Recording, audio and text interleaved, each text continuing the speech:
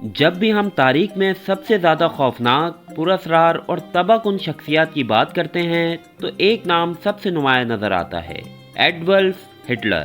Hitler کی کہانی صرف ایک ڈکٹیٹر کی نہیں، بلکہ ایک ایسے شخص کی کہانی ہے جو ایک عام زندگی سے اٹھ کر دنیا کا سب سے طاقتور اور سب سے زیادہ بدنام حکمران بن گیا۔ ایک ایسا شخص جو اپنے الفاظ سے لاکھوں لوگوں کے دل جیت سکتا تھا، لیکن ساتھ ہی اپنے ظالمانہ پالیسیز سے لاکھوں بے گناہ کی جان بھی لے سکتا تھا۔ وہ ایک بے حد ذہین اور چالاک سیاستدان تھا، لیکن اس کی ذہانت نے دنیا کو تباہی کے دہانے پر پہنچا دیا تھا۔ ہٹلر کے بارے میں عام طور پر یہی جانا جاتا ہے کہ وہ دوسری جنگ عظیم کا مرکزی کردار تھا، لیکن کیا آپ جانتے ہیں کہ اس کی زندگی میں کئی ایسے راز چھپے ہوئے ہیں جنہیں عام طور پر بیان نہیں کیا جا سکتا؟ کیا آپ جانتے ہیں کہ ہٹلر کے نظریات کس طرح بنے؟ اس نے اپنی سیاست میں ایسی کیا حکمت عملی اپنائی کہ جرمنی کے لوگ اس کے دیوانے ہو گئے؟ اور سب سے زیادہ پراسرار سوال، کیا ہٹلر نے واقعی خودکشی کی تھی یا وہ جنگ کے بعد کسی خفیہ مقام پر روپوش ہو گیا تھا؟ یہ کہانی صرف ایک تاریخی شخصیت کی نہیں، بلکہ ایک ایسی سوچ اور نظریے کی ہے جس نے پوری دنیا کو ہلا کر رکھ دیا تھا۔ آج ہم ہٹلر کی زندگی کے تمام پوشیدہ پہلوؤں کو کھول کر رکھیں گے اور آپ کو بتائیں گے کہ ہٹلر کے اقتدار میں آنے سے پہلے اور اقتدار کے دوران اور اس کے زوال کے بعد کیا کچھ ہوا۔ تو اگر آپ تاریخ کی ان چھپی ہوئی سچائیوں کو جاننا چاہتے ہیں تو ویڈیو کو آخر تک ضرور دیکھیے گا۔ ایڈولف ہٹلر 20 اپریل 1889 کو آسٹریلیا کے ایک چھوٹے سے گاؤں برناؤ میں پیدا ہوا۔ وہ ایک مستوق طبقے کے گھرانے میں پیدا ہوا اور اس کا بچپن زیادہ خوشگوار نہیں تھا۔ اس کے والد ایڈولف ہٹلر ایک سخت گیر اور غصے والے انسان تھے جو چاہتے تھے کہ ان کا بیٹا ایک سرکاری ملازم بنے، لیکن ہٹلر کو یہ زندگی پسند نہیں تھی۔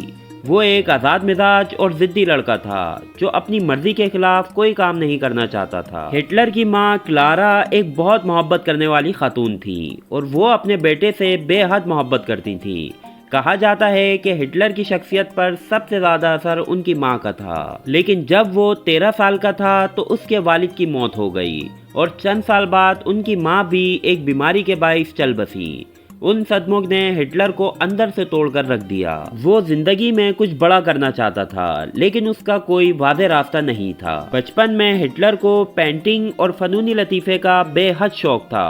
اس نے Vienna academy of fine arts میں داخلہ لینے کی کوشش کی، لیکن بدقسمتی سے وہ ناکام رہا۔ یہ ناکامی اس کے لیے ایک بڑا دھچکا تھی۔ کہا جاتا ہے کہ وہ اگر کامیاب مصور بن جاتا تو شاید دنیا کو دوسری جنگ عظیم کا سامنا نہ کرنا پڑتا، لیکن قسمت کو کچھ اور ہی منظور تھا۔ 1914 میں جب پہلی جنگ عظیم کا آغاز ہوا تو ہٹلر نے موقع دیکھ کر جرمن فوج میں شامل ہونے کا فیصلہ کیا۔ وہ ایک عام سپاہی کے طور پر جنگ میں شریک ہوا اور جرمن فوج کے لیے اپنی جان لڑانے لگا۔ وہ ایک بہادر سپاہی تھا اور جنگ کے دوران اس نے غیر معمولی کارکردگی دکھائی، جس کے نتیجے میں اسے آئرن کراس کا اعزاز دیا گیا۔ یہ اعزاز صرف ان فوجیوں کو دیا جاتا تھا جو جنگ میں بہادری کا مظاہرہ کرتے تھے، لیکن جنگ کے اختتام پر جب جرمنی کو شکست ہوئی تو ہٹلر کے لیے یہ ایک ناقابل برداشت حقیقت تھی۔ اس نے جرمنی کی شکست کا ذمہ دار سیاستدانوں، خاص طور پر یہودیوں کو ٹھہرایا۔ وہ اس بات پر یقین رکھتا تھا کہ اگر جرمنی کی حکومت مضبوط ہوتی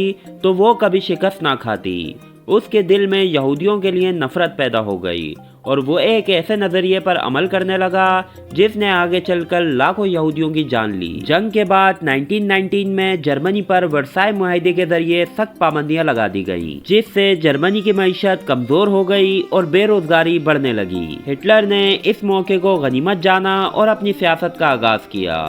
وہ ایک عام آدمی سے ایک کرشماتی مقرر بن چکا تھا جو لوگوں کے دلوں میں اپنی بات ڈال سکتا تھا۔ 1919 میں ہٹلر نے ایک چھوٹی سی سیاسی جماعت میں شمولیت اختیار کی جو بعد میں نیازی پارٹی کہلائی۔ ہٹلر کی اسپیچز میں ایسا جوش اور ولولہ ہوتا تھا کہ لوگ اس کے دیوانے ہو جاتے تھے۔ وہ جرمن عوام کو ایک بار پھر طاقتور قوم بنانے کے خواب دکھا رہا تھا اور لوگ اس کے انقلابی خیالات پر یقین کرنے لگے۔ 1923 میں ہٹلر نے بہرحال پوٹش کے نام سے ایک ناکام بغاوت کی जिस के नतीजे में उसे गिरफ्तार करके जेल भेज दिया गया। जेल में उसने एक किताब लिखी जिसका नाम मैन काफ था। उस किताब में उसने अपनी जिद्दोजहद, नजरियात, ख्वाब और हिकमत अमली को तफसील से बयान किया। उस किताब को पढ़ने के बाद लाखों लोगों ने हिटलर की पार्टी में शमूलियत इख्तियार की। 1929 में जब जर्मनी शदीद इक्तिसादी बुरान का शिकार हुआ तो हिटलर ने उस बहरान को अपने फायदे के लिए इस्तेमाल किया।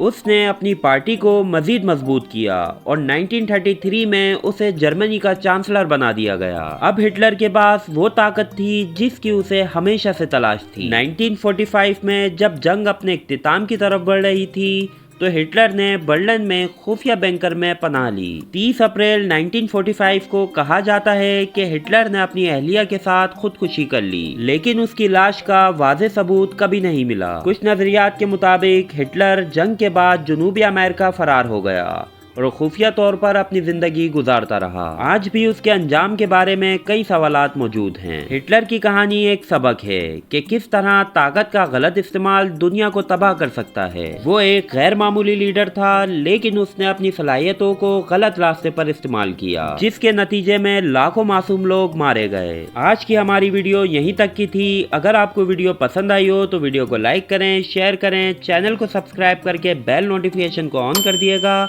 ताकि आपको लेटेस्ट अपडेट्स मिलती रहें। अगर आप भी ऐसे ही किसी टॉपिक पे वीडियो बनवाना चाहते हैं तो हमें कमेंट्स में लाजमी बताइएगा। मिलते हैं आपसे अच्छी सी एक नई वीडियो के साथ। तब तक के लिए मुझे इजाज़त दें। अल्लाह हाफिज।